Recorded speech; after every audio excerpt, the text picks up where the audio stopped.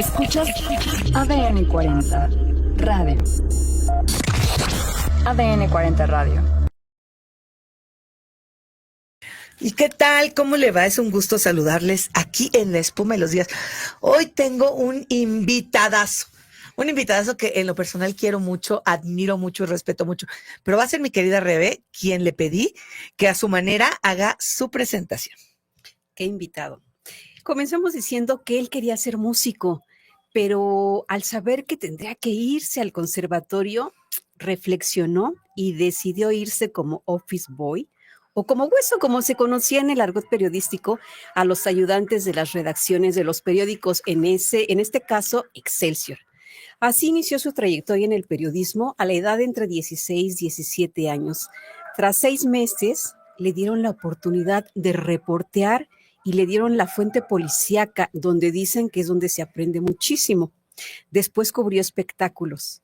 Para nuestro invitado, el reportero se hace en el día a día con 3 factores: ser curioso, leer todo lo que cae en sus manos y también, otro factor, la suerte. También tuvo claro que el periodista no es el actor de la noticia, es testigo y cuenta los hechos. Arrastrar el lápiz por más de 60 años le ha dado una credibilidad en todo su trabajo, tanto en la prensa escrita como en la radio, en la televisión. Experiencias muchísimas, pero podemos destacar que cubrió las 5 visitas del Papa Juan Pablo II a nuestro país. Además, fue el único periodista que estuvo autorizado para ir en motocicleta en el convoy del Santo Padre. También fue el único reportero que llegó hasta el Hospital General de Tijuana, donde fue atendido el entonces candidato presidencial Luis Donaldo Colosio, a quien vio morir. Un sinfín de entrevistas también, pero quiero destacar la del entonces presidente Gustavo Díaz Ordaz, Henry Kissinger, secretario de Estado de Estados Unidos, y al presidente cubano Fidel Castro. Sin temor a equivocarme, si volviera a nacer, volvería a ser reportero. ¿Es así, maestro Raúl Sánchez Carrillo? Bienvenido a La Espuma de los Días. Muchas gracias, me da muchísimo gusto. Gracias, Naira Moncayo, gracias también por darme la oportunidad de compartir con ustedes su éxito, que es esta transmisión de este programa, con un hombre muy bonito. Sí, ¿verdad? Sí, es un hombre que ayuda mucho a sentir lo que se busca en su contenido. Gracias por estar aquí, querido. Gracias, Rebe, por esta linda presentación. Gracias. Y gracias a ustedes, porque en este programa de La Espuma de los Días es sobre todo del lado humano, de la parte de las emociones. Tenemos doctores, psicoterapeutas, es otra parte. Sin embargo, un día a la semana siempre tenemos historias de vida, porque siempre están metidas ahí las emociones. ¿Cómo te ayudaron a ti manejar, controlar o vivir las emociones dentro del ser reportero? Yo tuve, como lo digo, de las 3 condiciones para hacerlo, una gran suerte, porque cuando yo llego a Excelsior en 1967, todavía vivía don Manuel Becerra Costa. Era adjunto a la dirección Julio Scherer García. Y yo era el más chico por mucho, de haber pasado de hueso a aprendiz de reportero en la segunda edición de Noticias, la Extra. Tuve grandes maestros y grandes personajes que me ayudaron mucho a entender qué era la misión de un comunicador. Luis de Cervantes y Coronado, todos ellos ya no están, Regino Díaz Redondo, bueno, el Jaime Reyes Estrada, y así me faltarían un tiempo para contarlos a todos. Y les comparto que la primera nota que yo escribí para la Extra, cuyo texto se escribe de 28 líneas en cada cuartilla, que es una hoja, don Alberto Ramírez de Aguilar, que era el director de la Extra, me la regresó 19 veces. Y me dijo, no, todavía no, dele la vuelta. Y yo decía, ¿qué es eso? ¿Le doy la vuelta cómo? La empiezo de abajo para arriba, hasta que Luis de Cervantes me dijo, la nota está bien, pero no destaca. La nota debe de decir qué, quién, cuándo, cómo y dónde. Y en un lead compuesto puedes cambiar todos los órdenes de esa composición. Cuando se la llevé la 20ª vez, la vio y me dijo, sí, está bien, pero aquí se escribe temprano, Raúl. Y la agarró y la tiró al cesto. Nunca más me volvió a pasar. Pero como esas cosas, aprender en la calle, el reportero se hace en la calle, Sí. buscando la noticia. No había dirección de averiguaciones previas en la Procuraduría, por ejemplo, y había que ir a la calle de Niños Héroes a ver todas las actas de la noche, las copias que se habían levantado en los turnos de los ministerios públicos. Y de ahí sacarla mejor y seguir la nota, si había detenido, si el detenido no había sido consignado, si había sido consignado, ir al penal. Era una labor muy intensa para sacar una sola nota, pero muy sólida. Hoy eso se ha perdido. Y yo creo que gran parte de eso corresponde a que no hay un seguimiento. Detuvieron al muñeco, muy bien, que es un promotor de la delincuencia, narcotraficante, asesino, y es la única nota que se da. No se dice el muñeco fue consignado al juzgado tal y el juez fulano de tal lo indujo, lo tiene considerado en prisión preventiva y ya lo puso en juicio para determinar su posible responsabilidad. Tampoco existe la crónica, mi querido. No, se ha perdido mucho. Mira, esa es otra parte. La crónica, si te lo puedo describir rápido, es poner al lector donde no estuvo. ¿Qué quiere decir esto? Sí. Narrar la corbata o el vestido de la entrevistada en el entorno donde había un estudio lleno de luces, donde había una serie de contrastes en pantalla, y el lector entonces se puede sentir que está ahí. Guillermo Ochoa, papá, gran colorista, gran colorista. Fernando Meraz, también, en paz descanse. Fidel Samaniego. Sí. Narigón. Necaxista. Leían mucho libros, pero no solo por la cultura general, sino por ir aprendiendo términos que pudieran arropar sus textos, ¿no? Guillermo Ochoa, por ejemplo, hubo una boda en el hotel María Isabel, donde contrajo nupcias una princesa de uno de los Países Bajos, y era más el lugar y el país, que era México, que la ceremonia como tal. Pues consiguió dándole 200 pesos a un mesero que le diera la filipina y el moño de la corbata de moño. Y entró con una charola a ofrecer canapés. Nunca sacó la pluma, nunca sacó una cuartilla para anotar, e hizo una crónica de la boda, el vestido, los canapés, los invitados, las expresiones, como si el que lo estaba leyendo estuviera ahí. Ay, voy a citarte con esa frase porque como es mi género predilecto, ¿Cómo no? Y yo les decía que es hacer sentir, oler, ver, o sea, todo lo que uno está viviendo, pero tú lo resumiste de una maravillosa manera y te voy a... Sí, porque es mi género. Raúl, híjole, ¿por dónde empezamos? Y yo creo que este es el primero de algunos que quiero que hagamos, porque a veces la gente, quiero uno que sea como para los jóvenes, porque pues ya les dices que regresen 3 veces, que como, cuándo, dónde, no, y si los rompes y se los tiras a la basura, vas a derechos humanos, vas a la policía, ya estás en la unidad de género, ya está, o sea, esa hambre que teníamos de quedarnos hasta el amanecer, hasta que saliera. ¿Cómo estuvo lo de Colosio? Yo estaba en una redacción de aprendiz en Núcleo Radio 1000. Ahí, viendo como aprendiz, pero tú ya estabas ¿en dónde? Fíjate que eso fue de la siguiente manera. Venía la campaña de Colosio, había una disputa por los espacios de comunicación con Manuel Camacho, que no quería entender que no era. Salinas de Gortari había decidido, hasta que dijo no se hagan bolas, es Luis Donaldo Colosio.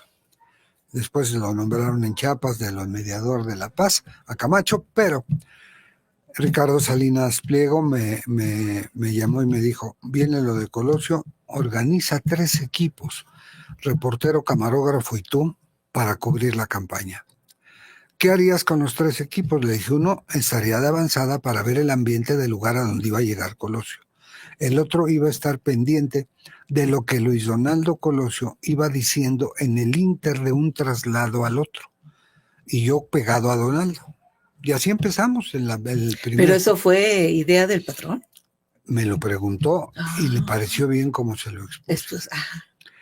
Y luego estábamos llegando a la casa de Zapata en Morelos, cuando a mí me habían puesto una camioneta con chofer. Venía Ramiro Pineda, el subsecretario de prensa del PRI, del CEN del PRI, y atrás Raúl Sánchez Flores, el mejor camarógrafo, y no exagero, con el que trabajé todos los asuntos más importantes, y tu servidor. Al llegar a la caseta de peaje, el chofer que venía manejando estaba entregando el papel y nos dijo, agárrense, pero no entendíamos por qué si estábamos... Y es que un camión de los que venía atrás, el 7 era de reporteros, el 8 era de camarógrafos y fotógrafos. Se había quedado sin frenos y venía a embestirnos en el carril donde está. Y así fue. Con velocidades, pudo parar un poco. La inercia de ese camión pesado nos pegó y nos proyectó como 30 metros. El chofer de la Suburban puso neutral porque si ha agarrado el freno, ahí hubiera sido más pena. Yo sentí como que me fui un poquito a negros, es decir, se me nubló la vista. Bueno, llegaron a la cobertura. A mí me subieron a un camión por el asiento que se reclinaba por el cuello. Lo primero que hizo Luis Donaldo Colosio, en lugar de entrar al evento, fue subir al camión y decirme, ¿qué hubo qué? Que era su frase de, ¿qué te pasó? ¿Cómo te sientes? A ver, que venga un helicóptero si es necesario en el hospital, pero de una manera realmente que estaba atento y preocupada. Finalmente, yo de ahí del evento me fui a Cuernavaca, donde iba a llegar Luis Donaldo, y vi a un doctor que era muy bueno, un terapeuta, ¿cómo se llama? Ortopedista. Y me ajustó, me dijo, qué bueno que llegaste, todavía está caliente el golpe. Me subió en una cama, me tronó todos los huesos como nuez de Castilla, el cuello igualmente, y me puso un collarín suave. Le dije, oye, pero yo estoy en tele, cuando vayas a salir a dar a hacer imagen, quítatelo, pero luego te lo vuelves a poner 2-3 días, y salí adelante. Después en la campaña con él fue de cada vez un acercamiento, no solo hacia mí, sino a José Ureña de La Jornada, a Miguel Reyes Razo de Excelsior. Cronista también. ¿Y por qué el acercamiento?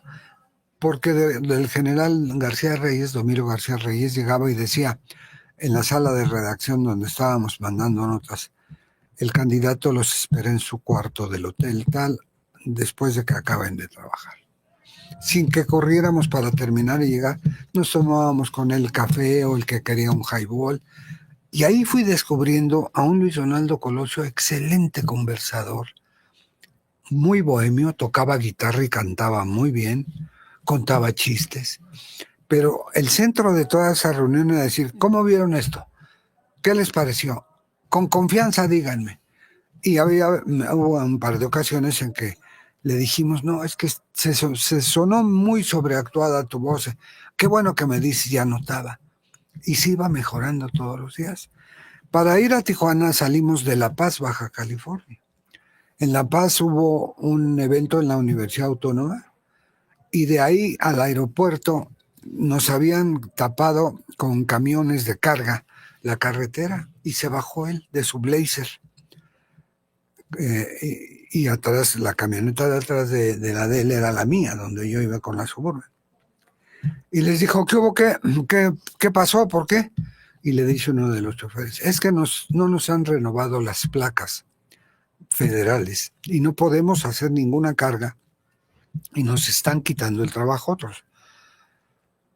Y les dicen, no se preocupen, yo voy a hablar para que les puedan facilitar esto, pero déjenme chambear. Y se quitaron y nos fuimos al aeropuerto. Él antes iba a una entrevista que fue lo que lo retardó de La Paz para llegar a Tijuana.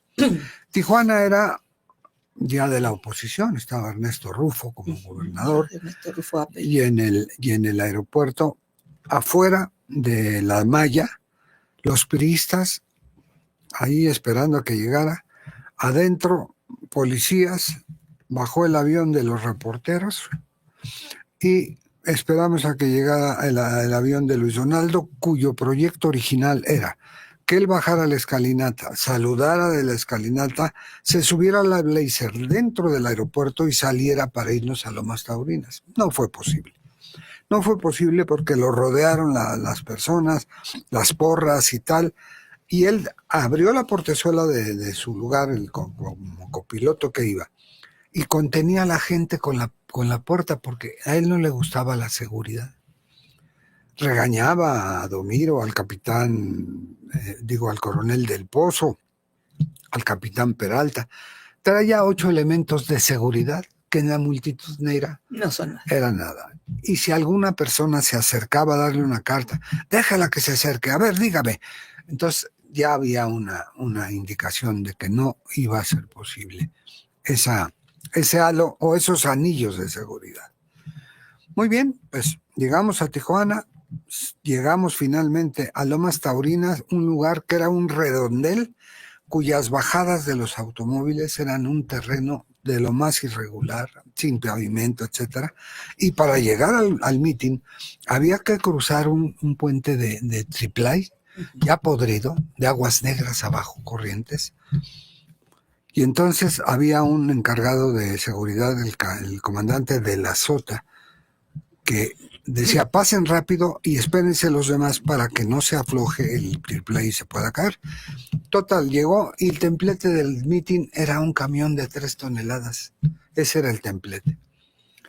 Y ahí el candidato Colosio pronunció un discurso donde les dijo que independientemente de que fueran priistas o no, él iba a hacer, si llegaba a la presidencia, que todos los mexicanos tuvieran un trato digno, porque ni la basura les recogían por ser del PRI, esos de Lomas Taurinas. Baja del camión, de la plataforma, y empieza a caminar, pero ya no había los cordones de seguridad que en unos enormes rollos se pasaban de mano en mano, en un lado y a otro, y luego se decían estírenlos, y al estirar se hacía una valla natural. No había eso. La gente lo envolvía, iba de un lado para otro. La canción de Benny Moré, La Culebra, empezó a sonar de una forma muy, muy aturdida, que aturdía mucho, y dos detonaciones, ¡pa! ¡pa! Que entre la música alta y los gritos parecían 2 cohetes. Los gritos de las mujeres superaron a la culebra y a menos las 2 detonaciones. Ya le dieron, infelices. Miguel Reyes Razo y yo íbamos caminando, que ya ha terminado el mitin, los reporteros y especialmente los fotógrafos se suben a sus vehículos para llegar al otro acto. Volteo hacia mi espalda y se abre la gente y viene Luis Donaldo cargado por el presidente del PRI en Tijuana, por el capitán de Peralta y otra persona más. La pierna izquierda era un péndulo. No tenía rictus en el rostro. Era como si le hubieran apagado la luz. Ya estaba muerto, ¿verdad? No porque respiraba. Pero no había. No había vida Eso de después. Cerebro. O sea, ajá. En la camioneta lo estaba esperando, en su camioneta del candidato, Juan Maldonado Pereda, sentado viendo hacia lo que era el mitin y viendo que venía Luis Donaldo. Yo no he vuelto a ver a nadie que se le caiga la quijada como él. Lo bajaron de ahí a Juan Maldonado y subieron a Luis Donaldo al asiento de atrás. Domiro se subió en el de copiloto y atrás en otra camioneta venían los demás de la comitiva del Estado Mayor, salvo 2 que se quedaron al momento de toda la confusión. Ahí, como nunca en ningún mitin, había una ambulancia. En Tijuana había una ambulancia. Empieza a avanzar la camioneta de Luis Donaldo en medio de baches y piedras.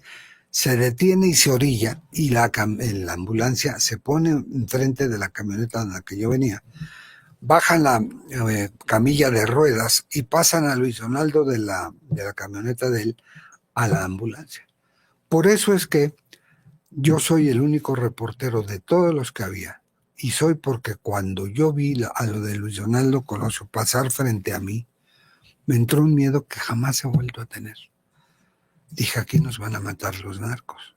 Yo sigo sosteniendo, aun cuando había discusiones, no, los narcos hubieran usado un rifle de rayo láser, era un revólver 38 Taurus de fabricación brasileña que funcionaba como reloj de maquinaria suiza.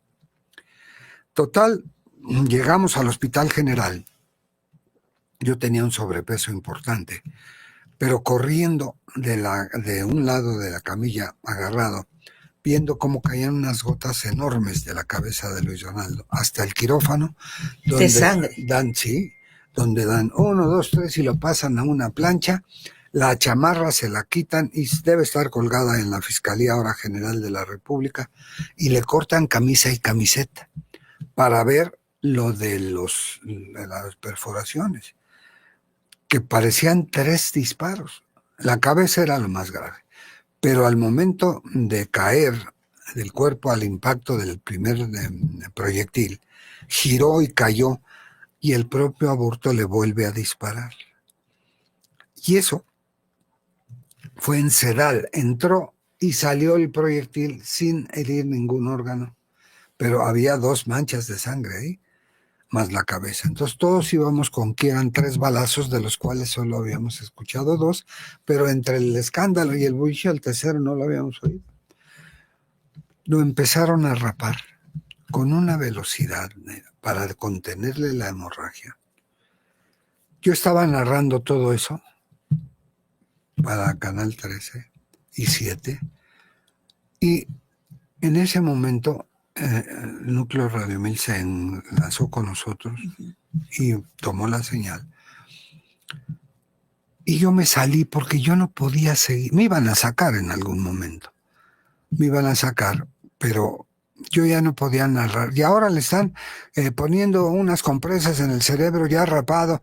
Y, o sea, ya me parecía, por respeto a Luis Donaldo, lo principal ya estaba dicho. Y me salí del quirófano y me puse cuclillas recargado en la pared a seguir repitiendo lo de Lomas Taurinas, lo de las detonaciones, mientras él estaba siendo atendido. Yo doné ahí un cuarto de sangre. Y al final de las 6 de la tarde, tiempo local, una doctora cardióloga muy, muy prestigiada, que van a ver muchos norteamericanos a Tijuana, Patricia Aubanel se llama, entró al quirófano. Ya había llegado antes de esto Diana Laura, porque después de lo de Lomas Taurinas había un ajuste de tiempo, y a las 7 de la noche en el Club de Golf de Tijuana iba a haber una reunión de maestros con esposas o maestras con esposos en el Club de Golf. Por eso llegó Diana Laura a alcanzar ahí a Colosio. Iba en un traje de sastre amarillo canario, ella muy delgada, y se aproxima a ella el general Domiro García Reyes y le dice: ay, general, tanto escándalo por un palazo. Y le dice: no, señora, es un balazo y lo tiene en la cabeza. Yo, que la estaba viendo en cuclillas de abajo hacia arriba y la cara de Diana Laura me veía a mí, yo no he vuelto a ver tampoco cómo empezó a temblar de abajo para arriba, y el general la abrazó. Y ella empezó a decir: él es muy fuerte, yo tuve cáncer y después tuvimos a la niña, Donaldo no se puede morir, él es muy fuerte. Y de alguna manera todo eso yo lo iba contando por el teléfono de lo que yo estaba viendo. La llevaron a otra área y el general García Reyes se pegaba en la frente tan fuerte: fallé. Había un compadre del candidato, Agustín Villaescusa, le faltaba un brazo, fumaba de una manera, pero tremenda, que eran casi 1 centímetro cada vez que fumaba y expiraba el humo. Y así sale la doctora Patricia Aubanel y nos dice: nuestro trabajo aquí ya terminó. Yo tenía la ilusión de que pudieran sacarlo bien, pero con el balazo en la cabeza era imposible. Se va, llega Líbano Sáenz, que era el secretario de prensa, Sale del quirófano y me dice, acompáñame, Raúl, y nos metemos a un cubículo que era de médicos, que tenía un teléfono. Marcó un teléfono: señor presidente, el candidato Luis Donaldo Colosio ha muerto. Ya sabía por el Estado Mayor lo de los disparos, el presidente. Le gritó tan fuerte: salga Líbano y dígale a la prensa que el candidato a la presidencia de la República por el PRI, Luis Donaldo Colosio, ha muerto. Y Líbano venía de ver el cuerpo y le dice: señor presidente, no sé si en este momento pueda. No es que no quisiera, yo estaba muy impactado. Y vuelve más fuerte. Yo oía esto porque se separó el auricular. Le está diciendo el presidente de la República que salga al Líbano. Sí, señor presidente. Nos fuimos caminando juntos. Ya para esto, en toda la sala de espera del área de emergencia estaba llena. Y había un escritorio semicircular donde nos subimos los dos. Y está mi mano con el micrófono de Azteca. Y es donde dice: señores de la prensa, a pesar de los esfuerzos de la medicina, quiero comunicarles que el candidato Luis Donaldo Colosio ha muerto. Un de dolor de la gente. Y yo de ahí dije: a ver, ¿qué pasó con el que le disparó o qué? No había celulares en ese momento.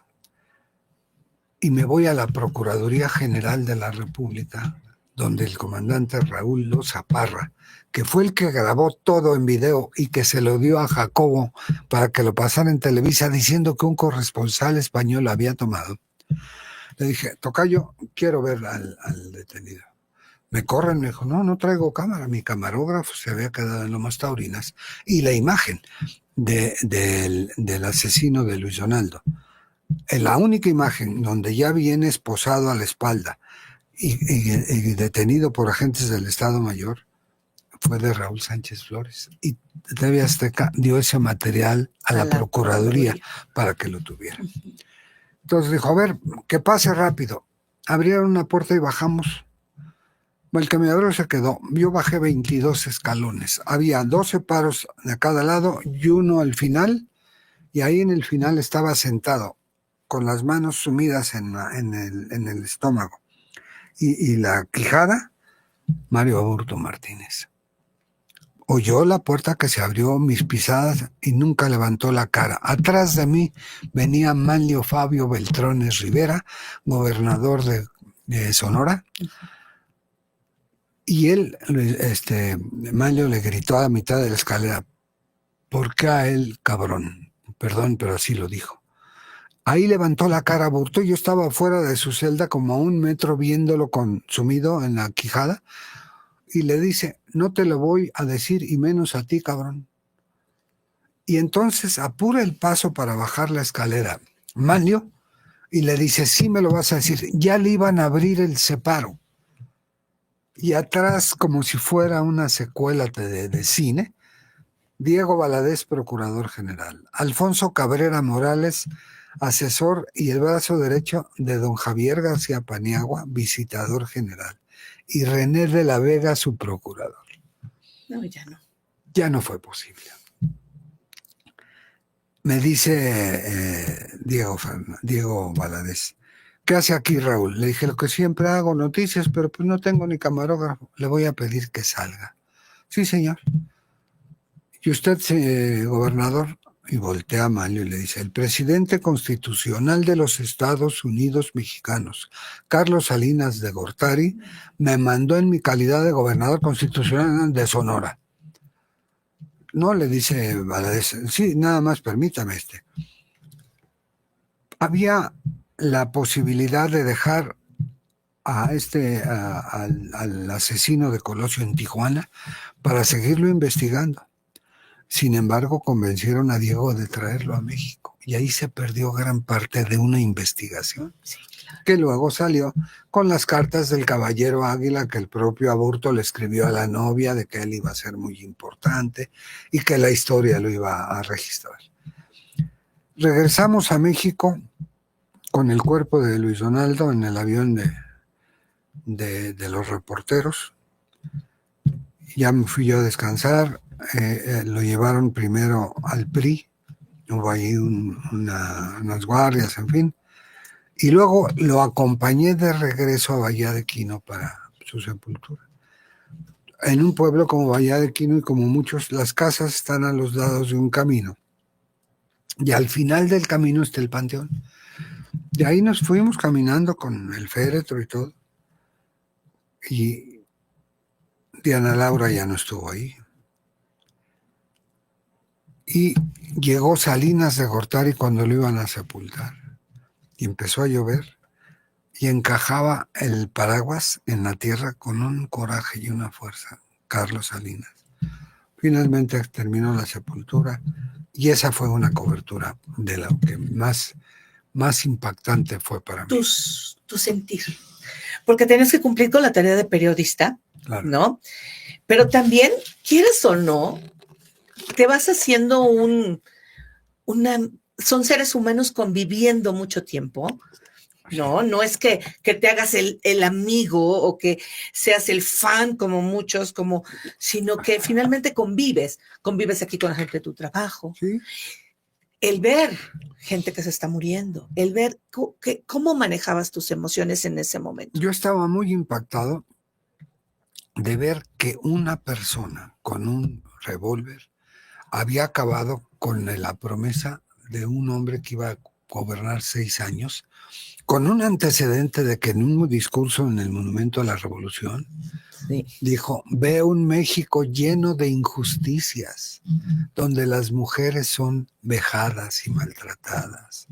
Veo un México donde un joven con un título bajo el brazo no encuentra trabajo y termina siendo con la dignidad que corresponde chofer de un taxi. Pero tú, Raúl, yo sentía una profunda tristeza. ¿lloraste? Sí. Sí, porque digo, en una expresión de esa parte que tú mencionas del ser humano con el que conviví, llegó el momento y dije: ¿y ahora quién voy a seguir? ¿No?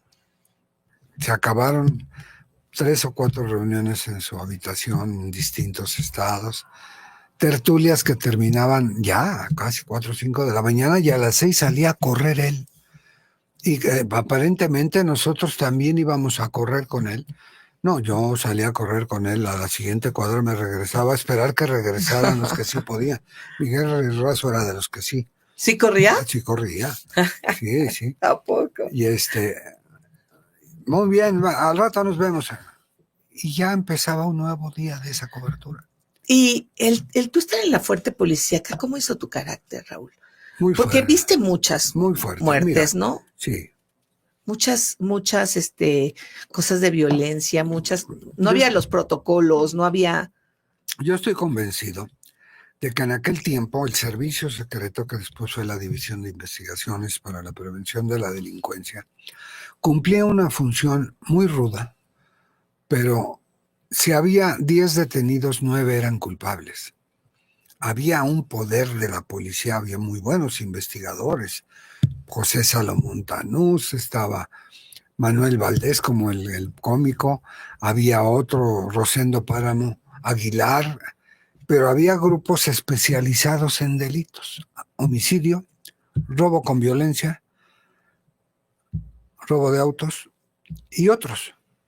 Y cada grupo presentaba detenidos de todos los expedientes de averiguaciones que tenía. Los jefes de la policía, a mí me tocó todavía el general Daniel Gutiérrez Santos, diplomado del Estado Mayor, que sufrió un atentado en su coche cuando iba cruzando por Insurgentes el Parque Hundido. Y yo lo fui a entrevistar y me dijo, no, se paró y me dijo: mire, como bailarina de ballet no me pasó nada. Yo era muy gordito, simpático. No hay gordito que no lo sea, de verdad. Y entonces, en la fuente policíaca te vas dando cuenta de la condición humana. Vas sobrevalorando, o no sobrevalorando, sino dando su justo medio o definición al respeto, a la consideración. Y la fragilidad de la vida también. Absolutamente. A gente que le cambiaba la vida en un disparo. Y la injusticia, porque yo creo que también debiste haber gente presa que era inocente, gente que no era inocente y estaba libre. En el edificio de Tlaxcuaque, que ya no está, fíjate que la corrupción existía de una manera que ni siquiera se mencionaba. Era parte de un todo. En el edificio de Tlaxcuaque, en el cuarto piso, estaba sala de prensa y estaba a un lado otra parte del piso donde estaban los presentados de la noche. Y entonces era obligado entrar a ver qué había, cuántos detenidos y por qué. Y un día entró y había pues unas jovencitas muy guapas. Dije, ¿pero qué pasó? ¿Por qué están ellas aquí? Y me dice el jefe de la guardia, no son ellas. Ramiro, y se acerca uno de ellos vestido de mujer y maquillado. ¿Por qué estás aquí? No, pues es que hubo una pelea y un muerto en una fiesta en el Pedregal de San Ángel. Ya ve como no eran las guapas, me dice todavía. Y el detenido me dice, le pido un favor, le digo, dígame, ¿le puede usted hablar a mi esposo? Sí, y me dio un número de teléfono, se llama fulano de tal, era un gerente de un banco. Y le hablé, saliendo de ahí le hablé, oiga, mire, habla su servidor tal, era yo reportero ya de Excelsior, no, de Novedades. Y está aquí detenido el señor fulano de tal, que venga por él. Ay, muchas gracias. Yo le hice un favor que me hizo sentir bien, pero estaban detenidos para investigar el homicidio, que más bien había sido un suicidio en una de las habitaciones de la casa del Pedregal. Ay, Raúl, cuánta cosa. Mire, yo ayer platicaba, le escribí, estaba muy nerviosa porque dije, ay, cuando nos hemos ido a tomar cafecito y así que me platicas, pero digo, para un programa no va a alcanzar. Y mire usted todos los temas que traigo y que ya no nos van a dar tiempo y que tenemos que ver. La sala de prensa de los Juegos Olímpicos del 68. Claro. Las anécdotas con De Nigri. Carlos de Negri. El negro Durazo. Arturo, sí. La muerte de Paco Stanley. Que la muerte de Paco Stanley, ustedes fueron perseguidos, ¿no? Sí, cómo no. ¿Cómo sí, la vivieron? Samuel del Villar, procurador, me requirió a declarar en 2 ocasiones, como a Tristán Canales, Nájar, vicepresidente de Noticias, a Martín Luna, que había contratado a Stanley y a Besares y a todos, en el búnker ahí en Preservando. La primera vez que yo estuve ahí declarando fueron 18 horas, 90 preguntas, con 2 grabadoras de audio, una cámara de video que cuando se suspendía el interrogatorio era porque iban a cambiar los cassettes.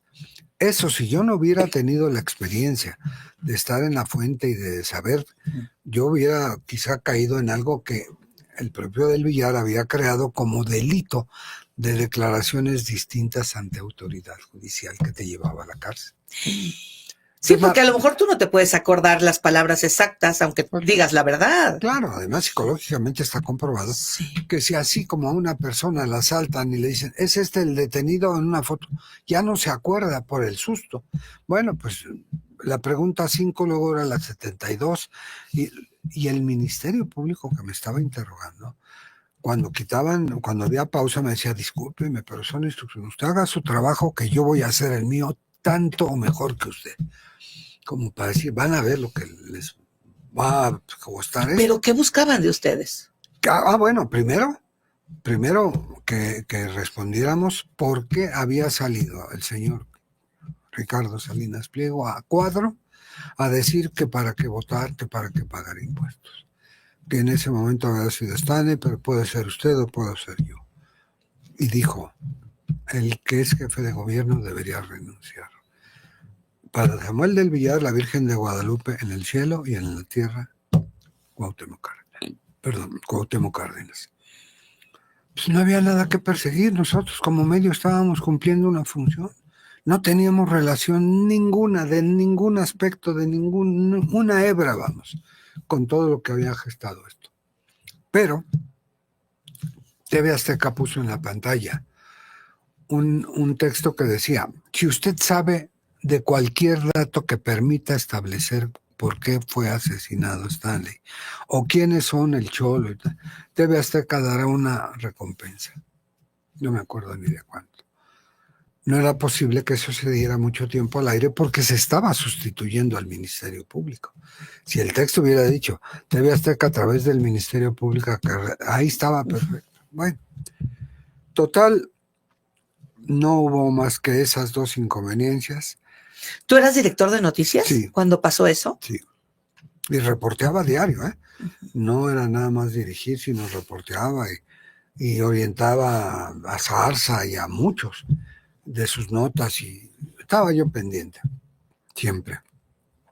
Tristán igual, porque con Tristán tuvimos la oportunidad de contar con el primer helicóptero para Sí, noticias. así es. Antes le pedía yo primero al jefe de la policía, que fue don Javier García Paniagua. O sea, ¿tú subiste a Jania? Sí, yo fui el que le dijo que se dedicara. Ella me pidió que quería subirse al helicóptero. Le dije, Jania, pero usted Estás no muy conoce, chiquita. pero no conoce la ciudad. Mañana se la digo de todo lo que es el recorrido vial. Bueno, pues se subió al helicóptero de la policía, Ujú. porque don Javier García Paniagua le ordenó a este Tapia Cebes, que era el director operativo, ponerme un helicóptero que bajara en lo que está ahora el condominio Insignia, Ajá. que se está construyendo, y de ahí en una moto traer el cassette y meterlo para proyectar las imágenes, que en 7 minutos no cambiaría nada. Y entonces TV Azteca decía, ya mire usted cómo está el periférico, con Jania, que además después fue la primera corresponsal de guerra, buena reportera sale. Y de esas cosas que han sido todo lo que es la formación de todo un equipo que muchos siguen aquí en el área de noticias. Pues yo te conocí en Radio 1000 con Teresa Calderón. ¿Qué se hizo ella? No, no, quién sabe, pues ahí estábamos todos, no sé. Yo pero estaba tú con Rubén, con Pablo Atapí, Rubén González Luengas. Claro, Pablo Latapí Sí. después vino aquí con Rosa María de Castro, con que lo Rosa trajo. María de Castro. No, perdóname, sí me confundí Sí. con lo de. Estuve un poco antes de Sí. que llegara, de que tú sí estabas, ¿no? ¿En Radio 1000? ¿En qué año estuviste? Después del asesinato de Colosio. No, en la campaña. Ajá. Un día llega un señor y me dice, ¿usted es Raúl? Sí, a sus órdenes. Soy Edilberto Huesca, que acaba de morir, Sí, por sí, cierto, sí. como su esposa Rosalinda. Quiero platicar con usted, soy el presidente de NRM Comunicación, el Núcleo Radio La 1000. esquina de la radio. Y además de Estéreo 100, que era mi estación favorita, la del Delfín. Por eso entré a trabajar después como director y conductor de Enfoque. Mira, ya no nos de tocó. 6 a 9. Y luego me enfermé, me dieron divertículos. Y en el Inter contrataron a Adriana Pérez Cañedo, Ya no me que toca a hacía mí también aquí un noticiero con Joaquín, Sí. entre otras comentaristas. Y yo dejé al frente, porque aquí era comentarista mío Leonardo Curcio Sí, Gutiérrez, yo sé. ¿no? Sí. Y le dije, quédate en lo que yo me restablezco. No, yo soy maestro académico, no, tremendo, pero bueno, se quedó. Y luego, Creaste un monstruo. y un día le dije, oye, ¿por qué eres tan traidor? Y me dijo, es condición humana. Imagínate. Raúl, si tú fueras el juez, ¿qué dirías acerca del caso Colosio? ¿Quién Que fue el el culpable? asesino fue Mario Aburto Martínez. Sí, el material. Que nunca se ha sabido en ningún magnicidio quién es el autor intelectual. La verdad. Con Kennedy, con Robert Sí, Kennedy, sí. en fin. Sí. Pero yo sigo sosteniendo, como en el principio, que fue el narco que le prometió cosas que no le cumplió a Aburto porque lo detuvieron y que lo amenazaron con irse sobre su familia si decía algo. Y se ha tenido que callar todo. Porque no tiene una razón lógica el que él, cuando ha declarado, bueno, hizo hasta 2 escenificaciones del cómo lo mató, o sea, y ahora dice que quiere ser inocente. Por favor, sigue siendo culpable del asesino intelectual. No sé, sin embargo, en los hechos mismos que se registraron con el tiempo, el presidente Zedillo mete a la cárcel a Raúl Salinas de Gortari por otros delitos. Pero a Raúl Salinas de Gortari, Luis Donaldo Colosio le rechazó una maleta Louis Vuitton con $5 millones para su campaña. Y le dijo, oye, ese dinero no lo quiero. Me ajusto a lo que tengo. Como dato lo dejo. Bueno, pues ya eso no lo habíamos escuchado. Qué interesante. Raúl, ¿y de Paco? ¿Quién mató a Paco Stanley? Paco Stanley tuvo ahí lo pude establecer más en la misma cobertura. Porque Cuando llega, aquí abrieron las puertas del estacionamiento y entró con besares y con maletas y hasta con una jaula de perico, Sí. como le llaman a la cocaína, Sí, sí. sin saber nadie que eso pudiera tener como efecto la razón. A Paco Stanley un día va de gira a Sinaloa, Mazatlán, con besares a un show. Y luego en Culiacán, en el Hotel Ejecutivo, había otros 2 shows y le dicen que en esa noche está ahí la hermana de Amado Carrillo Fuentes, el Señor de los Cielos. Una mujer joven, no muy agraciada físicamente. Y Paco Stanley le empieza a dedicar poemas y le dedica una canción y luego le dice que si quiere acompañarlo a su camerino, que a él le gustaría conocerla. Y ahí nace una relación donde, bueno, la hermana del Señor de los Cielos estaba feliz con Paco Stanley. Besares no aparecía ni en el camerino cuando llegaba ella a ver a Paco Stanley ni nada. Y al paso del tiempo hay una relación donde él iba a verla. Antes de todo esto, ya después de que asesinan a Paco Stanley, con ese letrero de TV Azteca dará una recompensa. Aquí hablaron 500 cholos, 300... Bueno. Y un día me dice la secretaria, y yo regresaba de comer, que había una persona muy insistente. Y le dije, oiga, si no es un asunto oficial, no, pero dice que es muy importante y quiere. Le digo, páseselo a Javier. No, Javier no ha llegado. Bueno, la tomo yo. ¿Quién habla? Raúl Sánchez Carrillo. ¿Quién habla? El sabedor, me dice. ¿Quién? El sabedor. ¿Y usted quién es? Soy una gente muy agradecida con ustedes porque gracias a Jorge Garralda y a quien corresponda, no le quitaron la casa a mi mamá. Oiga, pues entonces le paso la llamada al señor Garralda. No, quiero hablar con usted. Pero ¿cómo se llama? Yo solo le puedo decir que soy el sabedor. Le dije, ¿sabe cuánta gente ha hablado para lo de Paco Stanley? Usted es el 428, le dije. Me dijo, no, pero yo le tengo aquí algo muy importante. En la celda donde yo estoy, en la celda, ¿en qué penal está? En Barrientos, me dice. Estuvieron los que mataron a Paco Stanley. Ahí estuvieron, sí. Aquí dejaron hasta el cuaderno de cómo planearon el crimen. ¿Y qué quieren? Quiero 10,000 pesos en tarjetas de teléfono y 5,000 en efectivo. Otra vez Víctor Hugo Puente, ahí va, a ver al sabedor. Y regresa con un cuaderno de lo más elemental de los que venden en accesorios afuera de los penales, donde había un puente, donde estaba la escalera, el charco de las ranas, donde estaba una cruz, donde estaba en esa cruz previsto que se parara la camioneta en lo que subía Stanley. Pero todo eso lo habíamos puesto ya en televisión con gráficos de cómo había subido el cholo, había cruzado y bajado el puente. Total, antes de yo darle ese dinero, lo consulté con el señor Salinas, lo consultamos perfectamente, Tristan y yo, y me autorizaron, se hizo el vale para mandarle las tarjetas y el dinero. Cuando viene el cuaderno, pues no era nada, ¿no? Ya nos bailó 10,000 pesos, 15,000 pesos este hombre. Vuelve a llamar a los 3 días. Y yo ya estaba muy enojado porque pues, nos había engañado. Y sí, en un lenguaje que no voy a repetir ahora, pero sí le dije, óigame, hijo de su tal, aquí no me va a ver a mí la cara. No, perdón, es que tengo algo mejor. ¿Qué tiene? Las fotos de los que estaban aquí en la celda. Cuando entraron nos echaron. Ya le convencí al de la... Olvídese de dinero. No, se las doy sin dinero. Ahí va otra vez Víctor Hugo Puente al penal por el famoso rollo. Bueno, aquí conseguimos, trabajaba aquí todavía Óscar Argüelles, un laboratorio móvil. Y en el laboratorio móvil, todos como policía chino, entre broma pues de tontos y misteriosos.